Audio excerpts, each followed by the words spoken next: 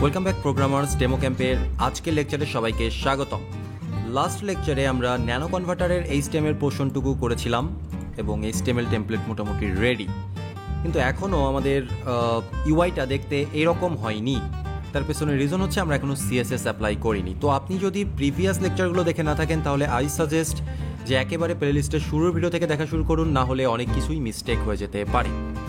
আজকের লেকচারে আমরা দেখব সিএসএস কি, এবং একটা লেকচারেই একটা বড়সড় লেকচার, এই বড়সড় লেকচারের ভেতরেই আমরা সিএসএস শেখার চেষ্টা করব। জানি এক লেকচারে সিএসএস শেখা কোনোভাবেই সম্ভব না, কিন্তু সিএসএস কীভাবে শেখা উচিত, কী কী শেখা উচিত, অ্যাটলিস্ট বেসিক যে আইডিয়াটা, সেই আইডিয়াটা আমরা জেনারেট করতে পারবো আজকের লেকচারেই। তো এই জন্য আমরা এই ফাইলটা নিয়ে কাজ করব না, আমাদের যে ডেমো এইচটিএমএল আছে সেখানেও আমরা কাজ করতে পারি, অথবা যে কোনো জায়গায় আমরা কাজ করতে পারি, আবার যেটা আছে সেখানেও আমরা কাজ করতে পারি, ইটস ওকে। আমরা একটা নতুন ডিরেক্টরি ক্রিয়েট করি যেটার নাম দিব হচ্ছে স্টাইল। আপনি সিএসএস নাম দিতে পারেন, যা খুশি তাই দিতে পারেন, স্টাইল না দিয়ে স্টাইলস, সমস্ত স্টাইলসগুলো এখানে থাকবে। এবং আপনি এখানে বলতে পারেন নিউ স্টাইল ডট সিএসএস, এরকম একটা নাম দিতে পারেন। ওকে, একটা সিএসএস ফাইল তৈরি করলাম। অ্যাকচুয়ালি সিএসএস যে বলছি, সিএসএসটা অ্যাকচুয়ালি কি এটা কি? এটা অ্যাকচুয়ালি একটা ডিজাইন ল্যাঙ্গুয়েজ, যার মাধ্যমে আমরা আমাদের প্রত্যেকটা এলিমেন্টকে ধরে ধরে বিভিন্ন স্টাইল অ্যাপ্লাই করতে পারি, বিভিন্ন স্টাইলে পরিবর্তন করতে পারি। যেমন এই বক্সটাকে অনেক সুন্দর করতে পারি, এই লেখাটাকে অনেক সুন্দর করতে পারি, বড় করতে পারি, কালারফুল করতে পারি, পেজটাকে পুরো কালারফুল করতে পারি।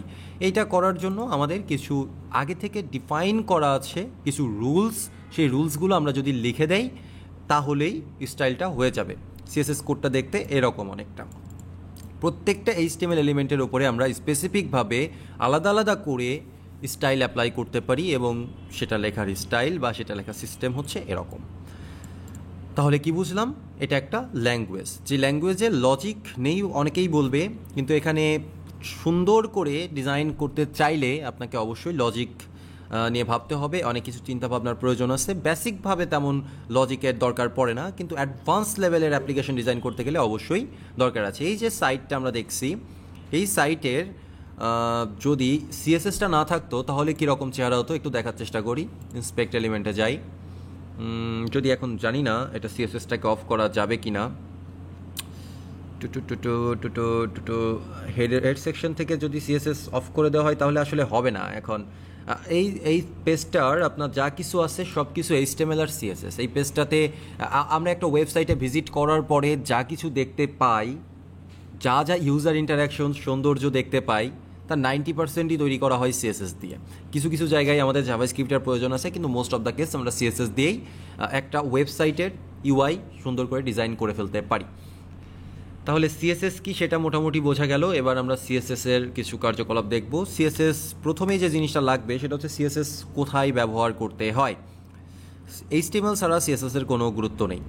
সিএসএস হচ্ছে এইচটিএমএলটাকেই সুন্দর করার জন্য ব্যবহার করা হয়। তাই এইচটিএমএল পেজের ভেতরে আপনি সিএসএস লিখতে পারেন যে কোনো জায়গায়। সাধারণত হেড ট্যাগের ভেতরে লেখা হইতে পারে স্টাইল একটা ট্যাগ, এই ট্যাগের ভেতরে আমরা যে কোনো কিছুর স্টাইল বলে দিতে পারি, যে কোনো কিছুর। যেমন আমি যদি বলি এই সাইটে যতগুলো H1 আছে সবগুলো H1 বা H2 সবগুলোর সাইজ অনেক বেটার হয়ে যাবে বা অনেক বড় হয়ে যাবে, সেটা আমি বলতে পারি। এটাকে বলবো ফন্ট সাইজ। এগুলো এখন আপনার বুঝতে হবে না, আমি একটু পরে বুঝিয়ে দিব আপনাদেরকে। ফন্ট সাইজ 120 পিক্সেল, একটা জায়গায় জাস্ট আমি বলে দিলাম। এবার আমি এখানে যে যদি একটা রিফ্রেশ দিই দেখবো যে সব 120 পিক্সেল হয়ে গেছে, অনেক বড় বড় হয়ে গেছে। হ্যাঁ, এটা সম্ভব। তো এটা স্টাইল ট্যাগের ভেতরেও যেমন লেখা সম্ভব, আবার যে কোনো একটা ট্যাগের ভেতরে আমরা স্টাইল নামক অ্যাট্রিবিউট নিয়ে তার ভেতরেও বলে দেওয়া সম্ভব। ওকে, এটাও সম্ভব। কিন্তু সাধারণত একটা অ্যাপ্লিকেশন তৈরি করার ক্ষেত্রে এখানেও যদি আমরা সিএসএস লিখি এটা প্রবলেম, আবার যদি ইনলাইনে প্রত্যেকটা জায়গায় সিএসএস লিখি তাহলে সেটাও প্রবলেম। সেটা হচ্ছে আমরা ডেমো ডট এইচটিএমএল এর ভেতরে কিন্তু ইনলাইনে কিছু সিএসএস লিখেছিলাম, এই যে এগুলো সব হচ্ছে ইনলাইন সিএসএস, এগুলোও প্রবলেম। তো সিএসএস লেখার জন্য বেস্ট প্লেস হচ্ছে নতুন একটা ফাইল, সিএসএস ফাইল। আর এই সিএসএস ফাইলটাকে লিঙ্ক করে দিতে হবে এই এইচটিএমএল ফাইলের সাথে। যেই এইচটিএমএল আপনি সিএসএস অ্যাপ্লাই করতে যাচ্ছেন সেই জায়গাটাতে আপনাকে লিঙ্ক করে দিতে হবে। তো ফর এক্সাম্পল আমরা স্টাইল ডট সিএসএস তৈরি করেছি, এবার আমরা এটাকে লিঙ্ক করব লিঙ্ক ট্যাগের মাধ্যমে। ওকে, লিঙ্ক রিলেশনশিপটা কি সেটা আমাকে বলতে হবে অ্যাট্রিবিউট আকারে। রেল মানে হচ্ছে রিলেশনশিপ, রিলেশনশিপ হচ্ছে এটা একটা স্টাইল শিট। এইচরেপ মানে লিঙ্কটা কি হবে, মেন লিঙ্ক হবে হচ্ছে ডট ফরওয়ার্ড স্ল্যাশ styles/styles.css, এটা হচ্ছে আমার লিঙ্ক হবে। এইবার এই ফাইলের ভেতরে আমরা যত স্টাইল প্রোভাইড করব সব অটোমেটিক্যালি পাওয়া যাবে। ওকে, এখন যদি আমি সেভ করার পরে রিফ্রেশ করি, যেহেতু কোনো কিছু স্টাইল প্রোভাইড করা হয়নি তাই আমরা কোনো স্টাইল দেখতে পারবো না। ফর এক্সাম্পল, আমি এই h1 ট্যাগটার উপরে কিছু স্টাইল অ্যাপ্লাই করতে চাচ্ছি। এর জন্য আমাদের দরকার হবে সিলেক্টর। সিএসএস কাজ করে সিলেক্টরের উপরে ভিত্তি করে। সিএসএস লেখার সিনট্যাক্সটা হচ্ছে, প্রথমে আপনি সিলেক্টর দিবেন, সিলেক্টর দিয়ে একটা কার্লি ব্র্যাকেট দিবেন, কার্লি ব্র্যাকেট দিয়ে একটা ব্লক তৈরি হলো, এর ভেতরে যেই রুলসগুলো লিখবেন সেই রুলসগুলো এইখানে হচ্ছে আপনার এই সিলেক্টরের উপরে অ্যাপ্লাই হবে। সো ব্যাকগ্রাউন্ড ক্লোন দিয়ে বললাম যে রেড। ওকে, এরকম আমি বললাম, আবার সেমিক্লোন দিতে হবে লাস্টে, কিন্তু আমাকে সেমিক্লোন মাস্ট বি দিতেই হবে। তার মানে এটা যেটা বলবে সেটা হচ্ছে যে XYZ সিলেক্টরের ওপরে ব্যাকগ্রাউন্ড কালার অ্যাপ্লাই করো, এটা হচ্ছে প্রপার্টি, আর এটা হচ্ছে property value. So background colour apply করো রেড। এখন সেভ করলে আসলে কিছুই আমরা চেঞ্জ দেখতে পারবো না, নাথিং, কারণ হচ্ছে সিলেক্টর নামে কোনো সিলেক্টর নেই। সিএসএস এর অসংখ্য সিলেক্টর আছে, যেটা আপনারা এই সিএসএস এর ভেতরে যাবেন। W3 স্কুল আমার কাছে মনে হয় যে সিএসএস আর HTML শেখার জন্য বেস্ট জায়গা।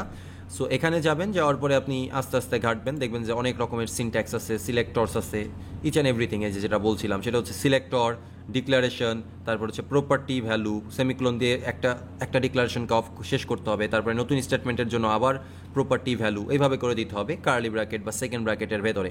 সো এখানে সিলেক্টরস আছে।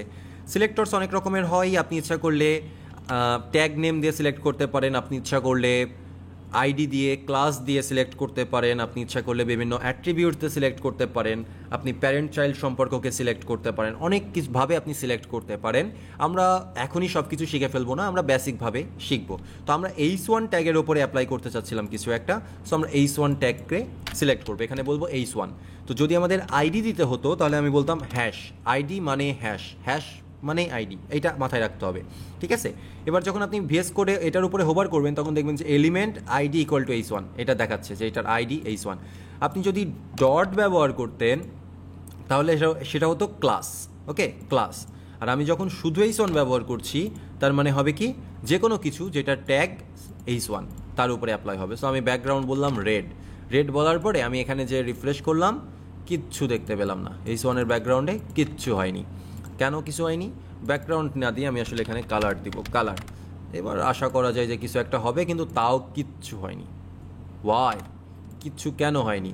তার কারণ হচ্ছে আমার লিঙ্কিংটাতে মনে হয় একটু প্রবলেম আছে। যে স্টাইলস, প্রথমটা মানে ফোল্ডারের নাম তো স্টাইলস, কিন্তু আমি দিয়েছি স্টাইল, এই জন্য হয়নি। সো আমি স্টাইলস দিয়ে দিলাম। এইবার আসলে ব্যাকগ্রাউন্ড বা কালার দুইটাই কাজ করবে। দেখেন এটা কালার চেঞ্জ হয়ে গেছে। তার মানে আমাদের এখানে সিলেক্টর ব্যবহার করতে হবে, তারপরে একটা কার্লি ব্র্যাকেট বা সেকেন্ড ব্র্যাকেটের ভেতরে বিভিন্ন প্রপার্টি সিলেক্ট করতে হবে এবং তার এক্স্যাক্ট ভ্যালুটা বসিয়ে দিতে হবে। এই হচ্ছে সিস্টেম। তো আমরা ব্যাকগ্রাউন্ড কালার দিতে চাচ্ছিলাম, সো ব্যাকগ্রাউন্ড কালারও আমরা চাইলে দিতে পারি কালারের বদলে। ব্যাকগ্রাউন্ডের অনেক প্রপার্টি আছে, ব্যাকগ্রাউন্ড কালার আছে, ব্যাকগ্রাউন্ড ইমেজ আছে, ব্যাকগ্রাউন্ড সাইজ আছে, ব্যাকগ্রাউন্ড পজিশন, এগুলো দরকার নেই, আমরা জাস্ট সিম্পলি বলবো ব্যাকগ্রাউন্ড রেড। এবার একটা রিফ্রেশ দিই, তো দেখেন এর ব্যাকগ্রাউন্ড রেড হয়ে গেছে। আমি যদি এই ব্যাকগ্রাউন্ড রেডের ওপরে চাচ্ছিলাম কালার হোয়াইট, তাহলে আমাকে বলতে হবে টেক্সট কালার বা ফন্ট কালার হচ্ছে কালার। আপনি যদি টেক্সট কালার বা ফন্ট কালার চেঞ্জ করছেন তাহলে আপনাকে নর্মালি লিখতে হবে কালার। এই ক্ষেত্রে আমি বললাম হোয়াইট। ওকে, রিফ্রেশ করি, এই যে দেখেন ন্যানো কনভার্টার চলে এসছে। তার মানে এখানে আমি একটা করে রুলস লিখবো, সেই রুলসটা এখানে অ্যাপ্লাই হবে। This is CSS. এখন আমরা সিম্পল একটা ডিভ নিয়ে কাজ করতে পারি। এই h1 নিয়ে আমরা কাজ করতে চাচ্ছি না, এখানে নিচে একটা ডিভ কোথাও নিয়ে সেই ডিভের ওপরে অনেক কিছু অ্যাপ্লাই করতে চাচ্ছি। যেমন হচ্ছে সবার নিচের দিকে একটা ডিভ নেই, বা সবার উপরের দিকে নিলেও কোনো সমস্যা নেই, কারণ এটাতে আমরা কাজ করব, পরের বার এটা আমি রিমুভ করে দিব। এই কন্টেইনারের বাইরে গিয়ে আমি একটা ডিভ নেই, এই ডিভটার নাম দিব ডিভ। এই ডিভটার নাম হচ্ছে, আমি কি বলতে পারি, আইডি। এটা হচ্ছে টেম্প, একটা টেম্পোরারি ডিভ নিলাম। এখন এই টেম্পোরারি যে ডিভ নিলাম, দেখেন টেম্পোরারি ডিভ আমি যদি এখানে রিফ্রেশ করি কিছুই দেখাবে না, নাথিং। একটা ডিভ কিন্তু কিছুই দেখায় না। এখন এই ডিভ বলতে কি অ্যাকচুয়ালি একটা ডিভিশন বা একটা সেকশন বা একটা বক্স, তাই না? তো এই বক্সের ভেতরে যদি আমরা কাজ করতে চাই তাহলে আমাদের ওই ডিভটাকে বা এই এলিমেন্টটাকে সিলেক্ট করতে হবে সিএসএস থেকে। এখন নিশ্চয়ই বুঝতে পারছেন যে HTML-এ কেন সব কিছুকে মার্ক করা হয়, এটা নিশ্চয়ই বোঝা যাচ্ছে। তো এটা দেওয়ার রিজনটাই কিন্তু এটা, মানে মার্কআপ সিস্টেমটাই এটা, যেন আমরা বিভিন্ন জায়গা থেকে সিলেক্ট করতে পারি। এবার এই ডিভটাকে বা আইডি টেম যার সেই টেমটাকে আমি সিলেক্ট করতে চাচ্ছি। আইডি সিলেক্ট করা সিস্টেম হ্যাশ এবং আইডি নেম টেম, এটা দিয়ে দিলাম, আমার আইডি সিলেক্ট হয়ে গেল। এবার আমি এর একটা ওয়েট দিতে চাচ্ছি, আমি ওয়েট বললাম 500 পিক্সেল। এরকম বিভিন্ন একক আছে, হ্যাঁ ইউনিট আছে, যে ইউনিট ব্যবহার করে আপনি সিএসএস স্টাইল বা সাইজ বলে দিতে পারেন। উইথ হাইটের ক্ষেত্রে পিক্সেল, রেম, এম, পার্সেন্টেজ অনেক কিছু আছে।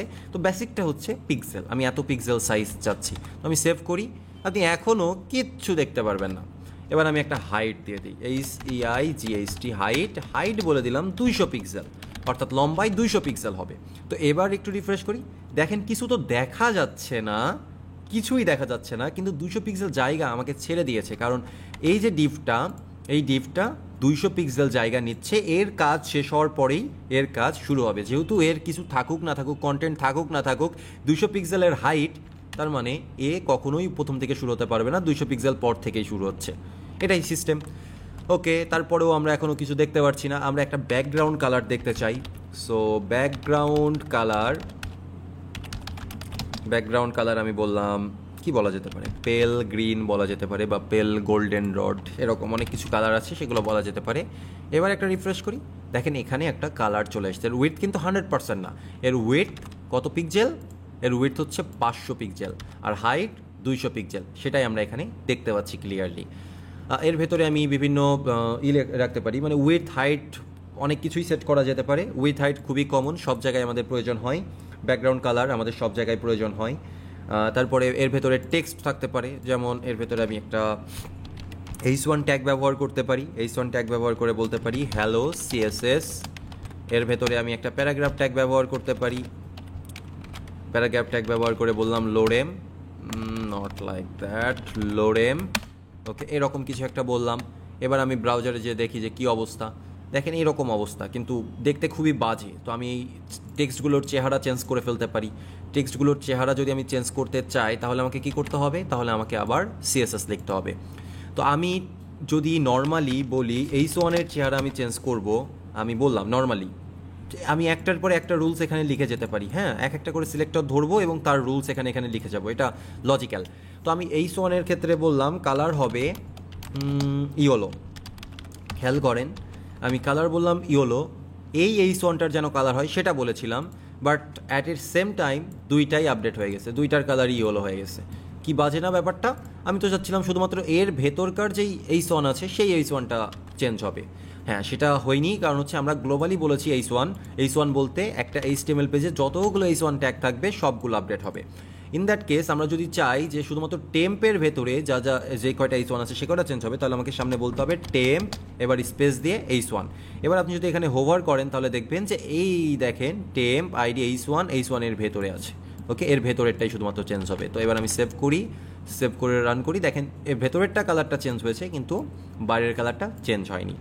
ওকে, সো এবার আমরা কালার আসলেই ইয়েলো রাখবো না, আমরা কালারটা করে দিতে পারি, আমরা হেক্সাডেসিমাল নাম্বার নিতে পারি, কালার নাম্বার হেক্সাডেসিমালে নেওয়াই বুদ্ধিমানের কাজ, যেন ব্রাউজার টু ব্রাউজার ভ্যারি না করে।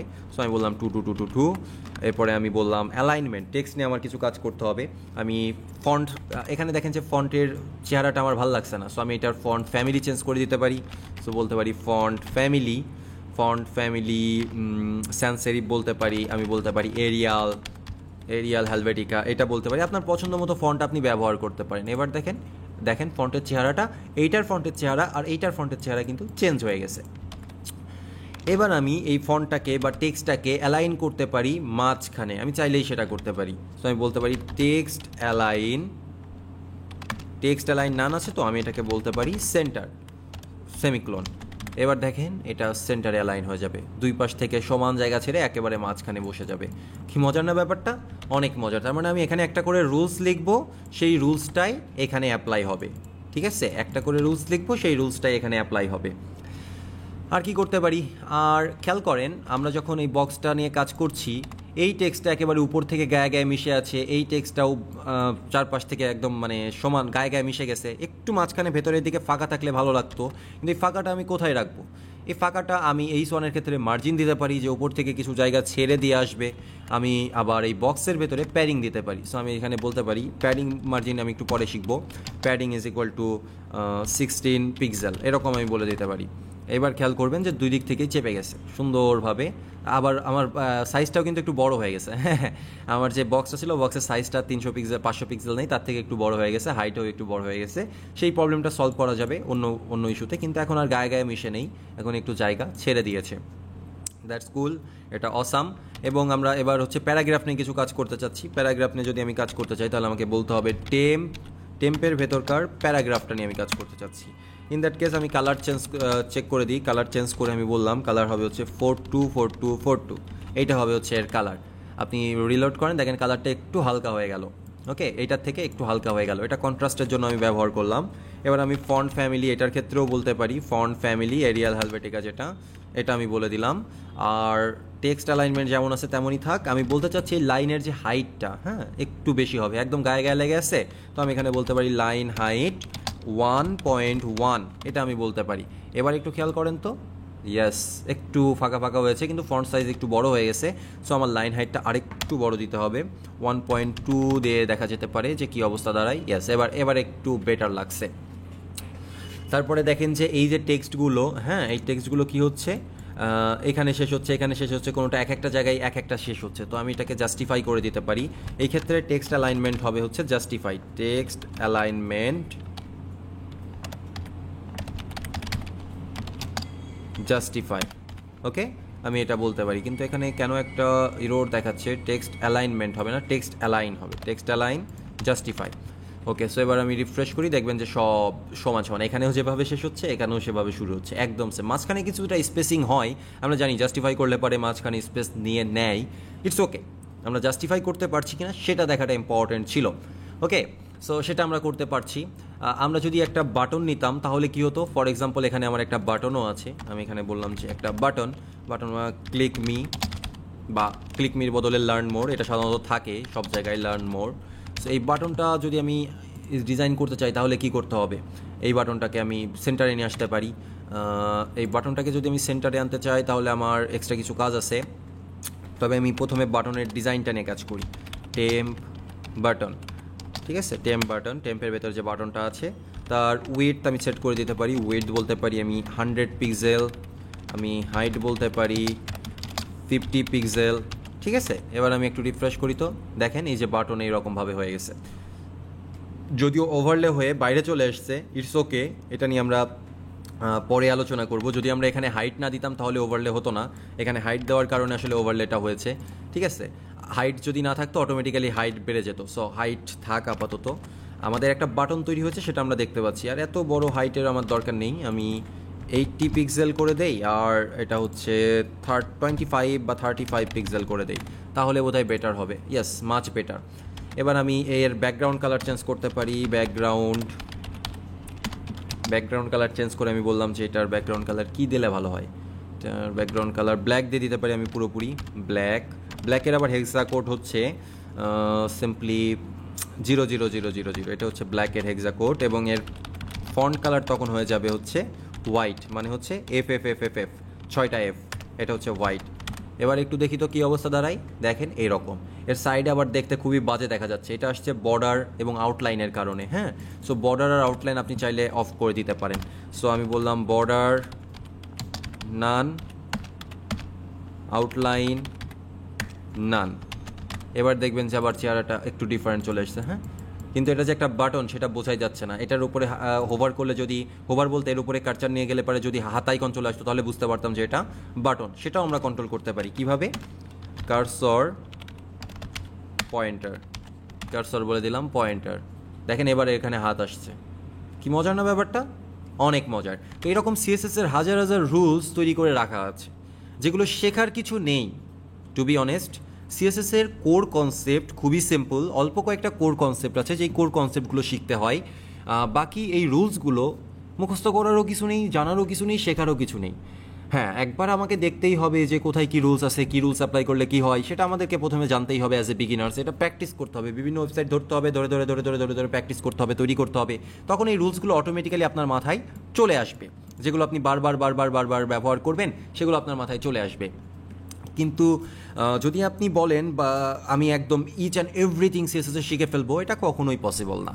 এটা কখনোই পসিবল না। যারা সারা জীবন সিএসএস নিয়ে কাজ করছেন তারাও এই ব্যাপারটা খুব ভালো মতো জানেন যে সিএসএস কতটা কমপ্লিকেটেড হতে পারে, আবার সিএসএসের সব রুলস একটা মানুষের পক্ষে মনে রাখাও পসিবল কিনা। আপনি যত দিন যাবে অনেক এক্সপার্ট হতে থাকবেন। এটা একটা পাজেলের মতো, এটা আপনি বিভিন্নভাবে পাজেলিং করবেন, ভাবে বিভিন্ন কম্বিনেশন করবেন, করে অসাম অসাম লেআউট তৈরি করতে পারবেন, অসাম অসাম আউটপুট জেনারেট করতে পারবেন। কিন্তু আপনি কখনোই বলতে পারবেন না যে আমি সিএসএসের সব কিছু জানি। আর সিএসএসের সব কিছু জানারও দরকার নেই। সিএসএসের জানার দরকার কীভাবে সিলেক্টরস দিতে হয়, কীভাবে সিলেক্ট করে তার ভেতরে প্রপার্টিজ অ্যাপ্লাই করতে হয়, বর্ডার বক্সিং কী বা হচ্ছে বক্স মডেল কী, ডিসপ্লে প্রপার্টি, তারপরে হচ্ছে মার্জিন, এগুলো কি অ্যাকচুয়ালি এগুলো জানতে হয়। হ্যাঁ, বক্স মডেল, তারপরে আরও কিছু বিষয়বস্তু আছে যেগুলো আমার এক্স্যাক্ট মনে আসছে না, সেগুলো আমাদের জানতে হবে। পজিশনিং, ডিসপ্লে, এগুলো আমাদেরকে জানতে হবে।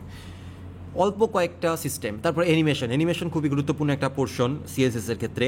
তো অ্যাজ এ বিগিনার্স আপনার অ্যানিমেশন জানতে হবে না। অ্যাজ এ বিগিনার্স আপনি বেসিক প্রপার্টিগুলো নিয়ে খেলা করেন, পরবর্তীতে যখন এই প্রপার্টিগুলো আপনার ক্লিয়ার হয়ে যাবে তখন আপনি নিয়ে কাজ করতে পারবেন, ওটাকে কি বলে, অ্যানিমেশন নিয়ে কাজ করতে পারবেন। সো আমরা এখন একটু বক্স মডেল সম্পর্কে জানবো। সবার প্রথমে বক্স মডেলটা কি? বক্স মডেল হচ্ছে এইটা। একটু আগে মনে আছে যখনই আমরা আমাদের এলিমেন্টের ওপরে মার্জিন বা প্যাডিং অ্যাপ্লাই করলাম, তখন অটোমেটিক্যালি আমার সাইজটা একটু বড় হয়ে গেল, আমার সব দিক থেকে একটু বড় হয়ে গেল। হ্যাঁ, এটাই হচ্ছে বক্স সাইজিংয়ের ব্যাপার স্যাপার। এটা হচ্ছে আমার মূল কন্টেন্ট। হ্যাঁ, সবার ভেতরে থাকবে আমার মূল কন্টেন্ট। এটা থাকলেও এর বাইরে আর একটা লেয়ার থাকবে। আমি যদি কোনো প্যাডিং দেই, প্যাডিংটা অ্যাপ্লাই হবে আমার কন্টেন্টের ওপরে এবং কন্টেন্টটা ভেতরের দিকে চলে যাবে। আর আমি যদি মার্জিন দেই তাহলে আমার কন্টেন্টটা জায়গায় থাকবে, বাইরে থেকে ওপর নিচ থেকে বের হয়ে সরে আসবে। যেমন আমি যদি এই এলিমেন্টের ক্ষেত্রে প্যাডিং ব্যবহার করেছিলাম, প্যাডিং ব্যবহার করার কারণে ভেতরের অংশে জায়গাটা চলে এসেছিলো বা সরে গেছিলো, জায়গাটা বড় হলো এবং আমাকে কিছু জায়গাও দিল। আমি যদি মার্জিন ব্যবহার করতাম তাহলে ওপর থেকে আমাকে জায়গাটা বের করে দিত। যেমন আমি যদি আমার এই টেম্পের ক্ষেত্রে বলতাম মার্জিন 50 পিক্সেল, সব দিক থেকে 50 পিক্সেলের মার্জিন যদি আমি চাইতাম তাহলে কী হতো দেখেন, এই পাশ থেকে 50 পিক্সেল, এই পাশ থেকে 50 পিক্সেল, এই পাশ থেকে 50 পিক্সেল, এই পাশ থেকে 50 পিক্সেল জায়গা ছেড়ে দিয়েছে। কিন্তু আমার কন্টেন্ট এটাই রয়েছে। কিন্তু এই 50 পিক্সেল যদি আমি মার্জিন না চেয়ে 50 পিক্সেল প্যাডিং চাইতাম তাহলে কী হতো, ভেতরের কন্টেন্টগুলো 50 পিক্সেল করে সরে যেত, এই সাইড থেকে কন্টেন্টগুলো 50 পিক্সেল ছেড়ে দিত, এই সাইড থেকে 50 পিক্সেল ছেড়ে দিত। দেখেন সেম জিনিসটাই অ্যাপ্লাই হয়েছে। সো প্যাডিং হচ্ছে আমার কন্টেন্টের ভেতরে চাপিয়ে দিবে, আর মার্জিন হচ্ছে আমার বাইরে চাপিয়ে দিবে। আর যত আমি মার্জিন প্যাডিং ব্যবহার করব তত আমার সাইজ বড় হতে থাকবে। খেয়াল করে দেখেন, এটা কিন্তু আর 500 পিক্সেল নেই, এটা এখন 500 পিক্সেলের থেকে অনেক বড় হয়ে গেছে। কেন বড় হয়ে গেছে? কারণ আমার মার্জিন প্যাডিং যা অ্যাপ্লাই হচ্ছে সবগুলো যোগ করে আমার অরিজিনাল উইডথের সাথে, হ্যাঁ আমার অরিজিনাল উইথ কত 500 পিক্সেলের সাথে যুক্ত হচ্ছে। দুই পাশ থেকে 50-50-100 পিক্সেল, এই পাশ থেকে 50-50-100 পিক্সেল, মানে এখন আমার এটার উইথ হচ্ছে 700 পিক্সেল হয়ে গেছে। যদি ইন্সপেক্ট করি, আমি এটাকে একটু ডাউন করি, এলিমেন্টস, এটার সাইজ এখন কত হয়ে গেছে, 700 পিক্সেল হয়ে গেছে।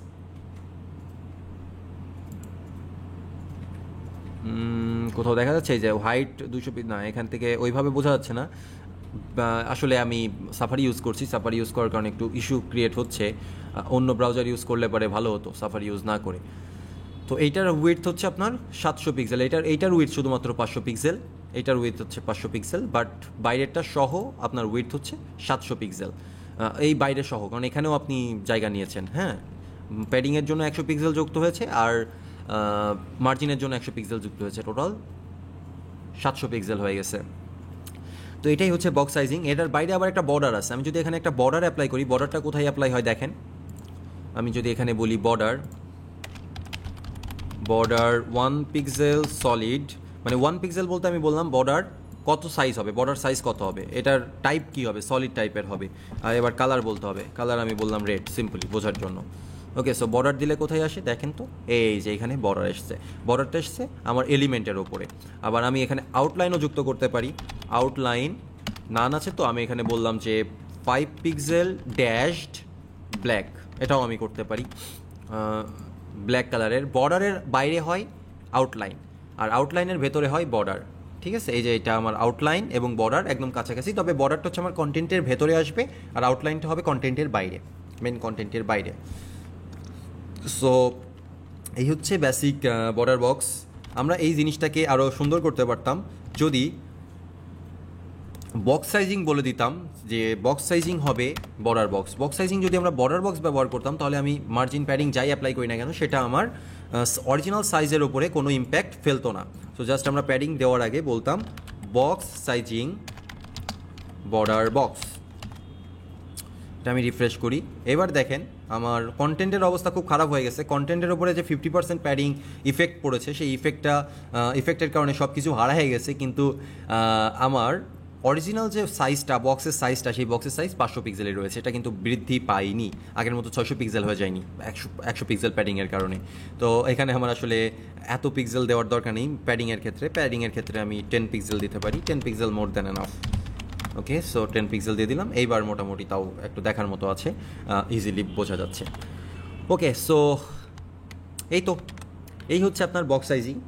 এরপরে আসে হচ্ছে লেআউট ইউজিং ফ্লেক্স বক্স। আমরা ফ্লেক্স বক্স ব্যবহার করে লেআউট তৈরি করতে পারি। লেআউট তৈরি করার কাজ আসলে আমরা এই লেকচারে দেখব না, আমরা দেখব নেক্সট লেকচারে যখন আমাদের ফ্লেক্স বক্সের দরকার পড়বে তখন আমরা লেআউট ব্যবহার করব। আর লেআউটের আরেকটা বিষয় আমরা দেখেছিলাম, আমাদের যদিও ফ্লেক্স বক্স এখন দরকারই পড়বে না, অল্প একটু কাজে ফ্লেক্স বক্স দরকার পড়বে।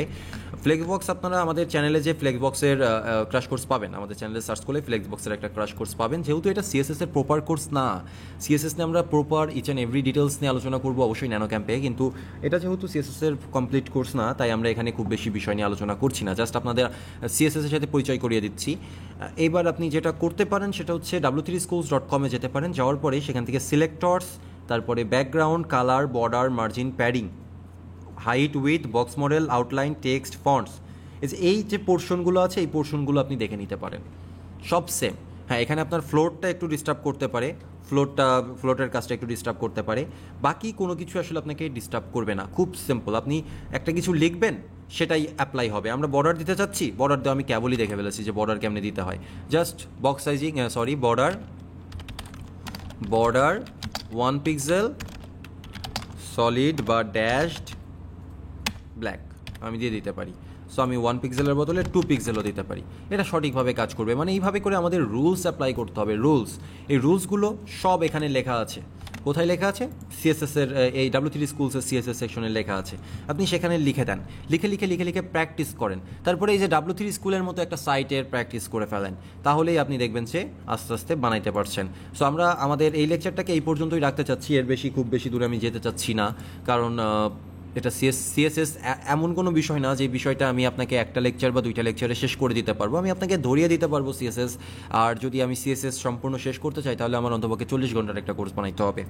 40 থেকে 50 ঘন্টার শুধুমাত্র সিএসএস এর ওপরে প্রত্যেকটা প্রপার্টিজ ডেসক্রাইব করে, সেখানে কোনো প্রজেক্টও থাকবে না। তো তার থেকে বেটার আমরা ন্যানো ক্যাম্পের প্রজেক্ট বেস করে প্রত্যেকটা প্রপার্টিজ যখন যেটা লাগবে সেই অনুযায়ী আলোচনা করব এবং সেই অনুযায়ী প্রত্যেকটা বিষয় শিখব।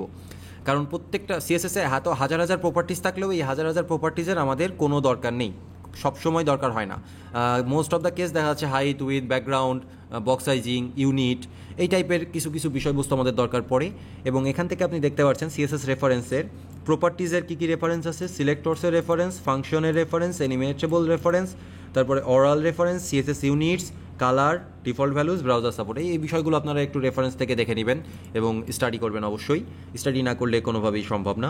কী ইউনিটস আছে না আছে সেগুলো আপনাকে জানতে হবে, সেন্টিমিটার, মিলিমিটার, তারপর হচ্ছে ইঞ্চ, তারপরে হচ্ছে পিক্সেল, পিটি মানে পয়েন্টস, পিসি, পিকাস, তারপরে হচ্ছে ইএম, ইএক্স, সিএইচ, রেম, ভিডাব্লিউ, ভিএইচ, ভিমিন, ভিম্যাক্স, অনেক রকমের ইউনিট আছে, সেই ইউনিটসগুলো আপনাদেরকে জানতে হবে এবং বুঝতে হবে সিএসএস নিয়ে কাজ করতে চাইলে। আর এই তো, যদি ভিডিওটা ভালো লেগে থাকে তাহলে অবশ্যই বন্ধুদের সাথে পুরো সিরিজটাই শেয়ার করবেন। আর যদি ভালো লেগে না থাকে তাহলে তো লাইকের সাথে সাথে ডিসলাইক বাটনও আছে, সেটাও আপনি প্রেস করতে পারেন। যদি ভালো লেগেই থাকে তাহলে লাইক, কমেন্ট, শেয়ার সবই করেন। আর যদি আমাদের চ্যানেলে নতুন হয়ে থাকেন তাহলে চ্যানেলের অন্যান্য ভিডিওগুলোও এক্সপ্লোর করেন, প্রচুর ভিডিও আছে, 1100+ ভিডিও আছে আমাদের চ্যানেলে। ভালো লাগলে, যদি অন্যান্য ভিডিওগুলো ভালো লাগে তাহলে অবশ্যই সাবস্ক্রাইব করতে পারেন। দেখা হচ্ছে পরবর্তী কোনো এক লেকচারে। Good bye.